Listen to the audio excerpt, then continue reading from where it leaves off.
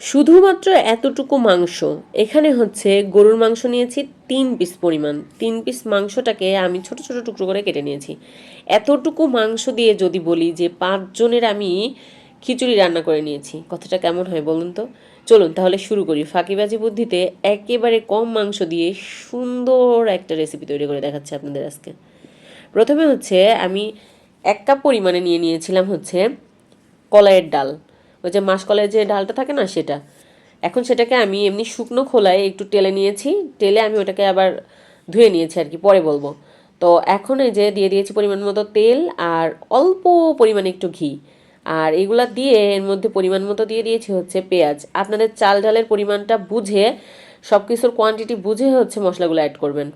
আমি হচ্ছে তারপরে দিয়ে দিয়েছি হচ্ছে আদা বাটা আর রসুন বাটা, আর এখন দিয়ে দিয়েছি এলাচ, দারচিনি, লবঙ্গ।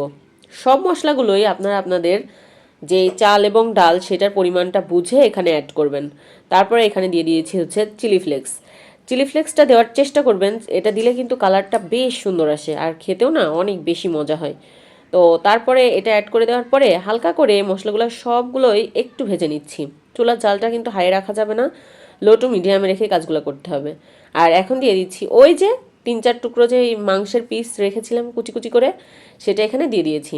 দিয়ে এখন কিন্তু এই চুলার জালটা লোতে রেখে ভালো করে এটা মশলার সাথে ভেজে নিচ্ছি।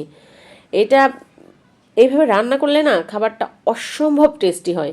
আর আমার বাসার মানুষ তো খেয়ে পুরাই অবাক যে এতটুকু মাংস দিয়ে এত সুন্দর একটা খাবার, এত সুন্দর খিচুড়ি নাকি তারা কখনোই খায় নাই। তো যাই হোক, তারপরে এখানে আবারও মশলা, গুঁড়া মশলাগুলো অ্যাড করে দিচ্ছি। এখানে দিয়ে দিয়েছি হচ্ছে, প্রথমে দিলাম লবণ, এখন দিয়ে দিব হচ্ছে ধনিয়া গুঁড়া। ধনিয়া গুঁড়াটা কিন্তু পরিমাণটা বুঝেই দিবেন, সবগুলাই বারবারই বলে দিচ্ছে, আপনাদের চাল ডালের পরিমাণটা বুঝে আপনারা দিয়ে দিবেন। তারপরে দিয়ে দিলাম হচ্ছে হলুদের গুঁড়া, আর এখন দিয়ে দিচ্ছি একটু পরিমাণে জিরা গুঁড়া। জিরা গুঁড়াটা দেওয়ার চেষ্টা করবেন, জিরা গুঁড়া না থাকলে আস্ত জিরা দিবেন, না হলে বেটে দিবেন, তবুও দিবেন। তারপরে দিলাম মরিচের গুঁড়া। এখন এই সবগুলো মশলার সাথে মাংসটাকে বেশ ভালো করে একটু ভেজে নিচ্ছি। আর এই মাংসটা ভেজে নেওয়ার সময় কিন্তু চুলার জালটা একেবারে লোতে রাখতে হবে। তারপরে সামান্য পরিমাণ পানি দিয়ে মাংসটাকে ভালো করে একটু হাফ সিদ্ধ মতো করে নিব আর কি। তো এখন এই যে পানিটা দিয়ে দিয়েছি, আর এখন এই যে ভালো করে সিদ্ধ করে একদম পানিটা একেবারে মাখিয়ে একেবারে দেখেন কেমন সুন্দর কষা কষা হয়ে গিয়েছে।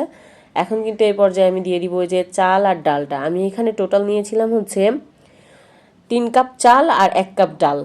তো টোটাল হয়েছিল আমার 4 কাপ, তাই আমি 8 কাপ পানি এখানে দিয়ে দিয়েছি। আমি কিন্তু এখানে নর্মাল পানিটাই দিয়েছি, গরম পানি দেই নাই। কোনো ঝামেলা ছাড়া আজকে আমি আপনাদের রেসিপিটা দেখিয়ে দিচ্ছি একদম সহজভাবে।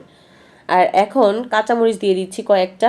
এটা কিন্তু আস্ত আস্ত কাঁচামরিচ দিয়েছি, কোনো ফালি টালি বা চিড়ে কেটে দেই নাই, একদম আস্তটা দিয়ে দিয়েছি। আর এখন মিডিয়াম টু লো হিটে আমি এটাকে রান্না করে নিয়েছি, এই যে রেডি হয়ে গিয়েছে।